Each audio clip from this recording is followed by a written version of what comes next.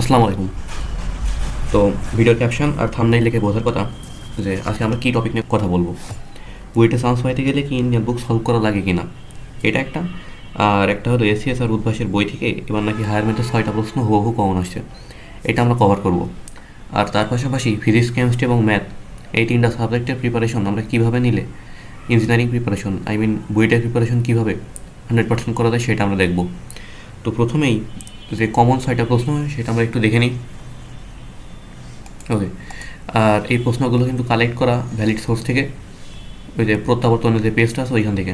তো যাই হোক, প্রথমে আসছে একটা প্রশ্ন কমপ্লেক্স নাম্বার থেকে। তো এটা হলো আইআইটির ম্যাথ। এটা কিন্তু উদ্ভাসের এসিএসের যে বইটা ছিল অ্যাডমিশনের, সেখানে যে অতিরিক্ত প্র্যাকটিস অংশ আসে সেটাই ছিল 3 নম্বর একটা প্রশ্ন, একদম হুবহু কিন্তু কমন। ওকে, দেন নেক্সট এটা ছিল ইন্টিগ্রেশনের 0 থেকে π/4 পর্যন্ত ইন্টিগ্রেশন করতে হবে, লন 1+tan x dx। ওকে, তো এইটাও কমন প্র্যাকটিস পার্ট থেকে 9 নম্বর ম্যাথ।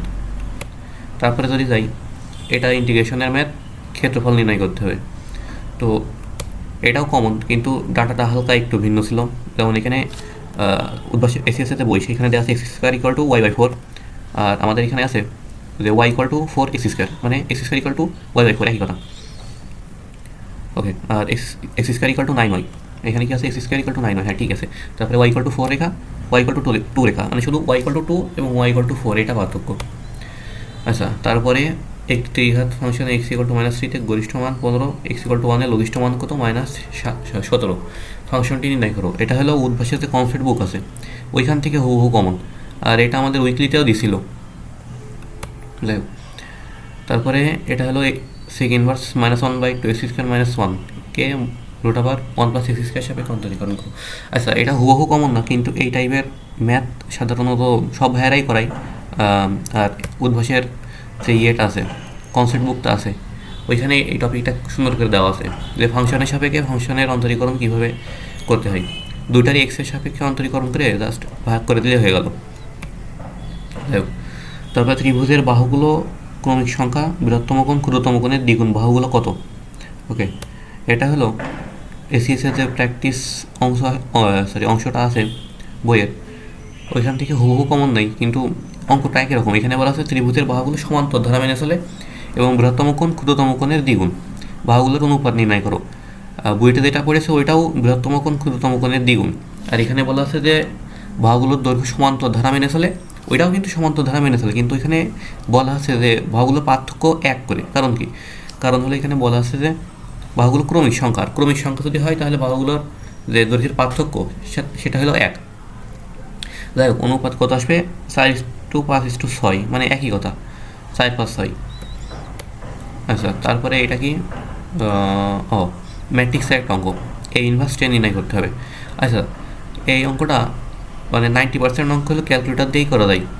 অবশ্য ম্যাট্রিক্সের যে প্রপার্টিসগুলো আছে সেইগুলো ব্যবহার করেই করা, কিন্তু তারপরেও ক্যালকুলেটার দিয়ে করা যায় এই ইনভার্স পর্যন্ত। এখন এই ইনভার্স পর্যন্ত যদি বের করা হয় তাও 7 থেকে 8 দেওয়ার কথা। আচ্ছা, এই ইনভার্স করার পরে কি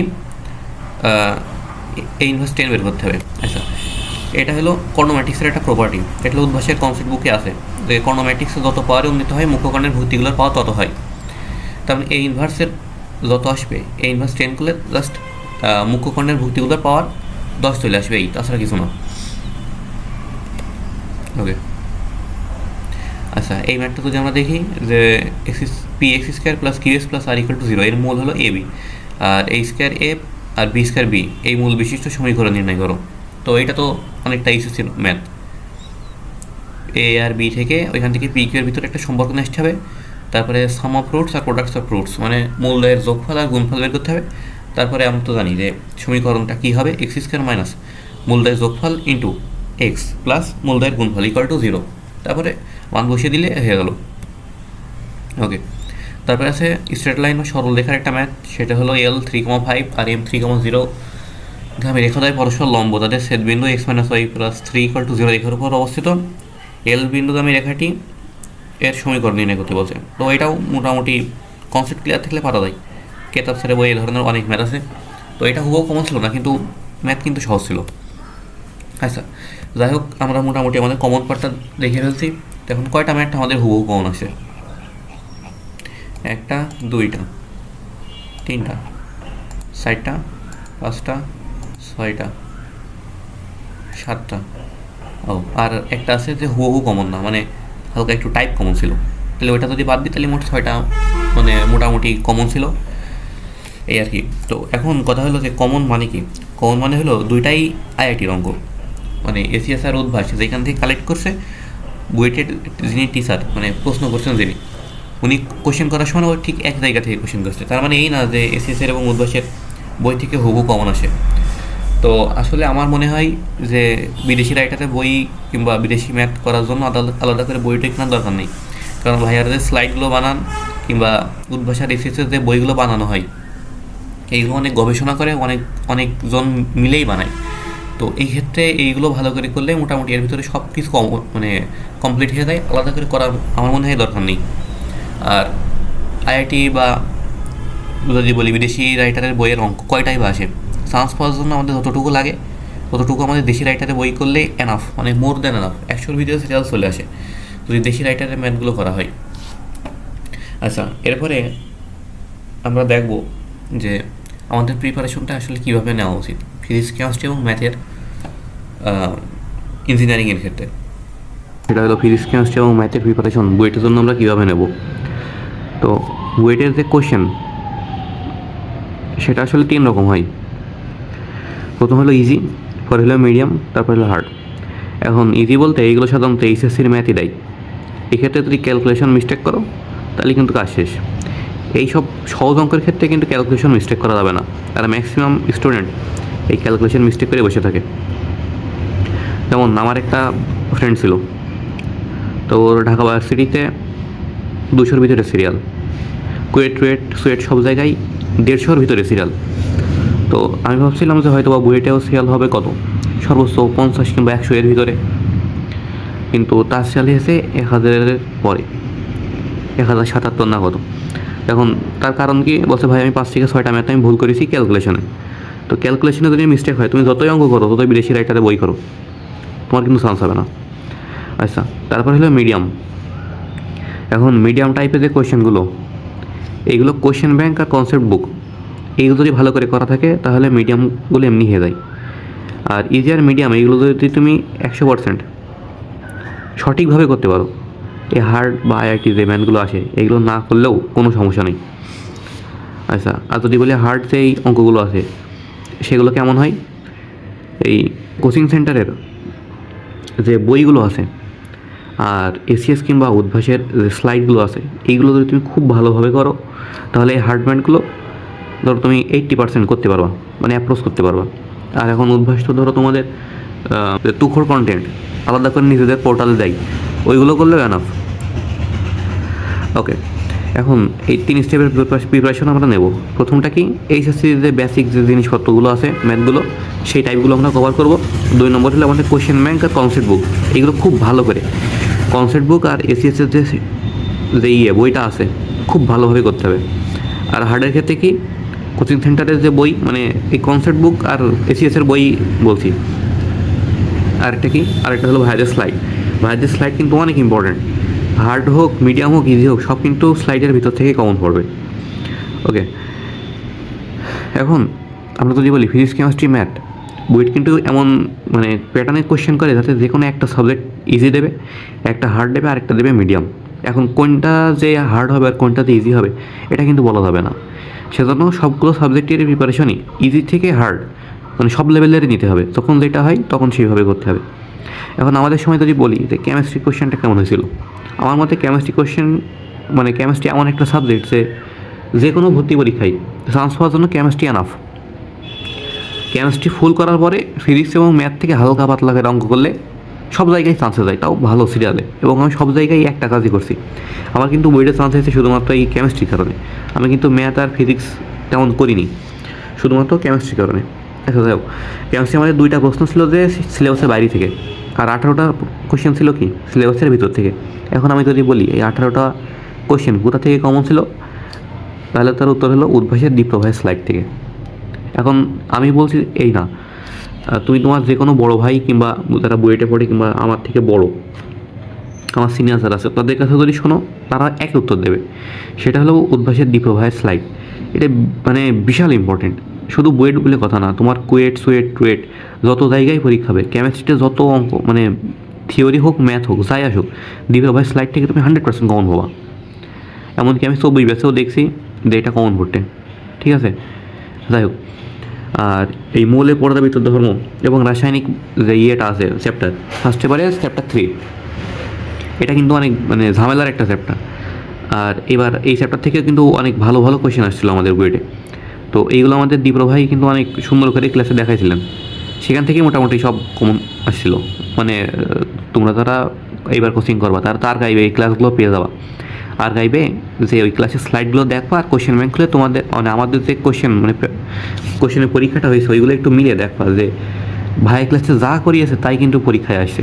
আর অনেক ক্ষেত্রে এমন হয় যে ডাটাও মিলে গিয়েছে। তারপরে মৌলের পর্দাবৃত্ত থেকে তোমার রুয়েটে একটা কোশ্চেন দিছিল, সেটা হলো ওই আয়নীকরণ শক্তির একটা। তো এটা কিন্তু গুহ স্যারের বইয়ের ম্যাথ, কিন্তু তোমার তো অ্যাডমিশন মতো সময় নেই যে তুমি একবার লিঙ্কন স্যার, একবার হাজারি স্যার, একবার গুহ স্যারের ম্যাথ করে বাড়াবা। তোমার যে কোনো একটা কম্বাইন্ড একটা সোর্স লাগবে যেখানে সব জায়গার অঙ্ক, সব জায়গার থিওরি, সব কনসেপ্ট একবারে তোমার গোছানো করে আছে।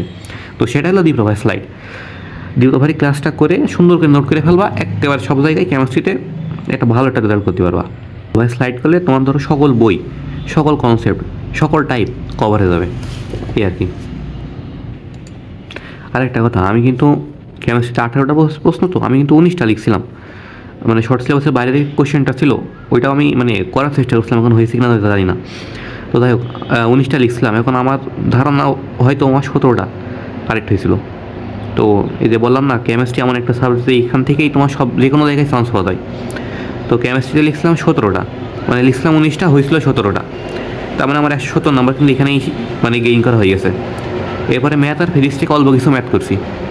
এখন আমরা যদি আসি যে ফিজিক্স আর ম্যাথের ক্ষেত্রে, আমাদের ক্ষেত্রে কিন্তু ফিজিক্স অনেকটা সহজ দিয়েছিল, কিন্তু আমি তাও করতে পারিনি প্যানিক করার কারণে। যাই হোক, ইজি সবসময় যে সহজ দেবে এমন কোনো কিন্তু কথা নেই। ফিজিক্স কিন্তু মাঝে মাঝে একটু ঘুরিয়ে কোশ্চেন দেয়। তো যাই দিক, ফিজিক্সে অপূর্ব দাদা স্লাইড মোর দেন এনাফ। আর কারো স্লাইড করার দরকার নেই, কারো স্লাইডও দরকার নেই, কোনো বইও দরকার নেই, কিছু দরকার নেই। জাস্ট অপূর্ব দাদা স্লাইড করবা, তার সাথে কোশ্চেন ব্যাংক। আর এখন উদ্ভাসের কোশ্চেন ব্যাংকের পিছনে মানে ফিজিক্স, কেমিস্ট্রি, ম্যাথ সব সাবজেক্টেরই পিছনে দেখবো আলাদা করে একটা পার্ট থাকে। ওইখানে কি হয়, যত রাইটারের বই আছে অনুশীলনীতে প্রশ্নগুলো ওইগুলো সুন্দর করে দেওয়া থাকে।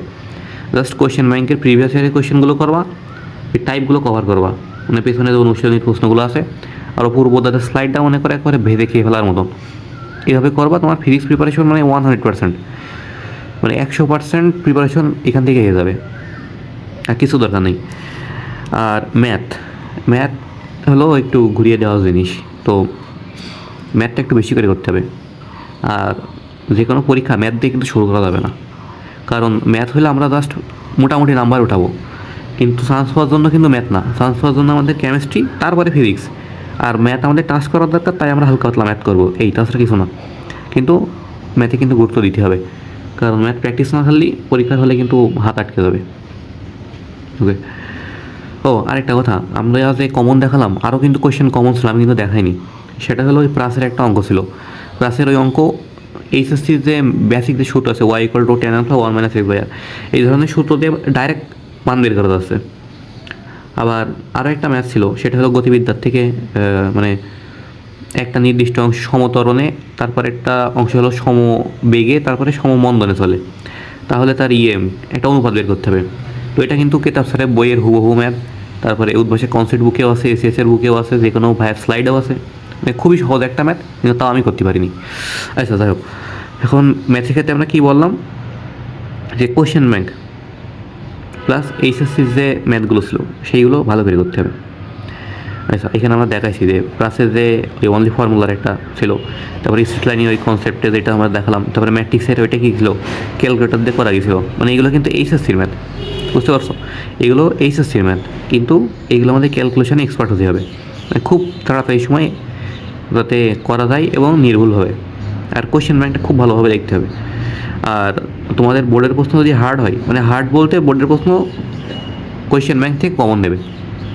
যেমন আমাদের তো যশোর বোর্ড ছিল, যশোর বোর্ডে ম্যাথের অনেক প্রশ্ন আমি দেখেছি কোশ্চেন ব্যাংক থেকে হুবহু ডাটা সহ কমন ছিল, হুবহু। তারপরে শুধু দশের বোর্ড না, অনেক বোর্ডই, মানে বোর্ডের প্রশ্ন যদি কঠিন করে তার মানে কি কোশ্চেন ব্যাংকের অঙ্ক তুলে দেবে, তাছাড়া কিছুই না। বোর্ডে তোমার অত বানিয়ে কিছু দেবে না। আচ্ছা, তারপরে কি এসিএস এর extra problem from practice sheet অথবা বুক। ওই যে আমি তো দেখালাম যে প্র্যাকটিস শিটে বা তোমার যে বই আছে ওইখানে এক্সট্রা প্রবলেম থাকে। ওই এক্সট্রা প্রবলেমগুলো মনে করো একেবারে বাছাই করা অঙ্ক, মানে সব থেকে গুরুত্বপূর্ণ যে অঙ্কগুলো সুন্দর কনসেপ্টে স্যারদের পছন্দ হবে এই ধরনের অঙ্কগুলো ভাইয়ারা কী করে, যদি এক্সট্রা প্রবলেম হিসেবে যোগ করে। এগুলো খুবই ইম্পর্টেন্ট, খুবই ভালো করে করতে হবে। আর একবার করে রেখে দিলে কিন্তু হবে না, মিনিমাম 2বার রিভিশন দিতে হবে, তা না কিন্তু বলে মানে মনে থাকবে না। ওকে, তারপরে কনসেপ্ট বুক, ম্যাথ বলো, ফিজিক্স বলো, কেমিস্ট্রি বলো, কনসেপ্ট বুক ভেরি ইম্পর্টেন্ট। আর উদ্ভাসের কনসেপ্ট বুকে এখন সেই লেভেলের করছে, যদি 24 ব্যাচ কিংবা 23 ব্যাচের কনসেপ্ট বুক আর তোমাদের কনসেপ্ট বুকটা দেখো, আকাশ পাতাল পার্থক্য, মানে অনেক জোস লেভেলের একটা জিনিস এই কনসেপ্ট বুক। এই কনসেপ্ট বুকের কোনো টাইপ, কোনো ম্যাথ, কোনো থিওরি বাদ দেওয়া যাবে না। ওকে, এখন আমরা একটা কথা বলি, সেটা হলো বইটা পড়লেই কি সব হয়, মানে বইটা তারা পড়ে এটাই কি সব ভালো স্টুডেন্ট? কথা হলো গিয়ে না, বইটা তারা চান্স পায় ম্যাক্সিমামই প্র্যাকটিস প্র্যাকটিস প্র্যাকটিস প্র্যাকটিসের কারণে চান্স পাই আর হার্ডওয়ার্ক। এই যে বইটাতে 10% ছেলেমেয়েরা থাকে, এরা হলো এক্সট্রিমলি মেধাবী, মানে এদের যদি তুমি কোনো দিন কিছু নাও পড়াও তাও এরা বইটা চান্স পাবে এই লেভেলের। আর 30% কি এরা ধরো চান্স পাওয়ার যোগ্য, মানে সারা বছর সেভাবে তারা গ্রো আপ করছে, মানে এখানে ছোটোবেলা থেকে মোটামুটি চান্স পাওয়ার যোগ্য, হালকা পাতলা পড়াশুনো করেছে, চান্স পেয়ে গিয়েছে। আর 60% এরা ধরো যে চান্স পাবে তেমন মানে লেখা কথা ছিল না, যে এরা চান্স যে পাবেই এমন কনফিডেন্স ছিল না। এরা আসলে অ্যাভারেজ স্টুডেন্ট, ঠিক আছে, হার্ডওয়ার্ক আর প্র্যাকটিস, এই হার্ডওয়ার্কের মাধ্যমেই এরা কিন্তু চান্স পায়। এখন এই অনেক ভাইয়ারা কিন্তু চান্স পায় না, যারা ধরো কনসেপ্ট এত পরিমাণে ক্লিয়ার, বিদেশি রাইটার বলো দেশি রাইটার বলো, ম্যাথ তাদের কিছুই আটকায় না, কিন্তু তারাও কিন্তু অনেক সময় চান্স পায় না। যেমন আমার কুয়েটে এক ভাইয়া পড়াইতো, তা সেই ভাইয়ের কনসেপ্ট এত ক্লিয়ার, আর তুমি অঙ্ক কোত্থেকে দিবা, মানে যে কোনো জায়গা থেকে সে করে দেবে। অবশ্যই একটু টাইম একটু লাগবে, কারণ ভেবে যেহেতু লিখতে হবে। কিন্তু সে ভাই কী হয়েছে বলছে, আমি বইটা পরীক্ষা দিতে গেছি, কোশ্চেন ব্যাংক করে দেয়নি, কনসেপ্ট বুক করে দেয়নি, মানে ওর কনসেপ্ট এত পরিমাণে ক্লিয়ার যে ও ওভার কনফিডেন্সে পরীক্ষা দিতে চলে গেছে। এখন যেসব অঙ্ক তোমার কোশ্চেন ব্যাংক থেকে দিয়েছে সেও পেরেছে ঠিকই, কিন্তু সময় লেগেছে 10 মিনিট। আর যারা ধরো বারবার প্র্যাকটিস করেছে তাদের হয়তো বা 2 মিনিট থেকে 3 মিনিট সর্বোচ্চ লেগেছে। তো এই জায়গাটা বিরাট পার্থক্য হয়ে গেছে, যে ওই ভাই কিন্তু এখন কুয়েটে পড়ে, বইটা কিন্তু চান্স পায়নি। তো বইটা পড়াই মানে এই না যে ও সব কিছু জানে, ও সব থেকে ভালো স্টুডেন্ট, মানে হইতে পারে যে 40% আসলে ভালো স্টুডেন্ট, কিন্তু তার মানে এই না যে বাকি 100% মানে সবাই ভালো। কুয়েটের অনেক স্টুডেন্ট আছে যারা বুয়েটের এদের থেকে অনেক ভালো। তো যাই হোক, ওইটা কোনো ব্যাপার না, মূলত যেই জিনিসটা তোমাদের পার্থক্য হবে সেটা হলো এই প্র্যাকটিস। ইঞ্জিনিয়ারিংয়ের ক্ষেত্রে প্র্যাকটিস খুবই গুরুত্বপূর্ণ একটা জিনিস। নতুন নতুন ম্যাথ, নতুন নতুন যে টাইপগুলো আছে সেগুলো অ্যাপ্রোচ করতে হবে নিজে নিজে। আর বসে বসে ভাইদের ক্লাস দেখলে কিন্তু কিছুই হবে না, নিজে হাতে ধরে ধরে প্র্যাকটিস করতে হবে। ধন্যবাদ সবাইকে, আসসালামু আলাইকুম।